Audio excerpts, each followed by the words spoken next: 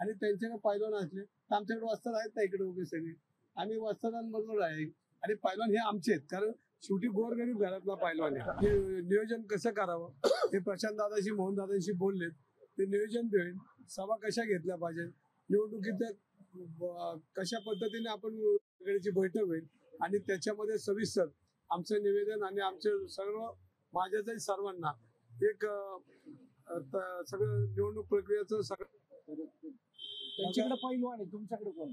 बघा आमच्याकडे हे क्षेत्र आहे जे जय बजरंग बलीचं क्षेत्र आहे आणि सर्वसामान्य पैलवान हे गरीब कुटुंबातले असतात आणि पैलवान हे क्षेत्र असं आहे की समाजाचं रक्षण करण्यासाठी पैलवान क्षेत्र आहे.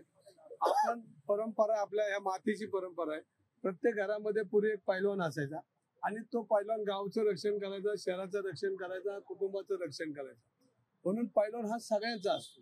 आणि आपण बघितलं असेल तर ह्या सगळ्या काळामध्ये मुरली मोहल्यांनी किती पैलवानला अर्धा लिटर दूध पाजलं ह्याचा हिशोब त्यांनी दिला पाहिजे.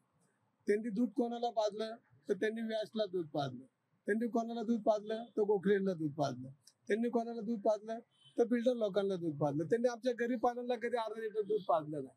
आणि अशा वेळेला त्यांनी जरी पैलवान आणले तर पैलवान हा क्षेत्र असे ते समाजाचं रक्षण करणारे, कुठल्या एका पक्षाला बांधील नाही आणि त्यांना जे चांगलं वाटतं ते करतात.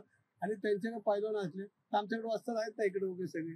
आम्ही वस्तादांबरोबर आहे आणि पैलवान हे आमचे आहेत, कारण शेवटी गोरगरीब घरातला पैलवान आहे आणि गोरगरीब घरातला पैलवान असेल तो कधी कोणाच्या बांधील नाही. त्याच्या आई वडिलांनी जे दूध पाजले त्यांनी कष्टाने पाजले, घामाने पाजले आणि हे मोहळांसाठी त्यांनी दूध पाजलेलं नाही. आणि मोहळांनी दूध पाजले जे बिल्डर लोकांना ते त्यांना मदत करू शकतात. पैलवान लोक त्यांना मदत कधीच करू शकणार नाही. राजकारणातील प्रत्येक अचूक बातमीचे सर्वात आधी अपडेट्स मिळवण्यासाठी सरकारनामाच्या सर्व सोशल मीडिया प्लॅटफॉर्मला लाईक, फॉलो आणि सबस्क्राईब करा.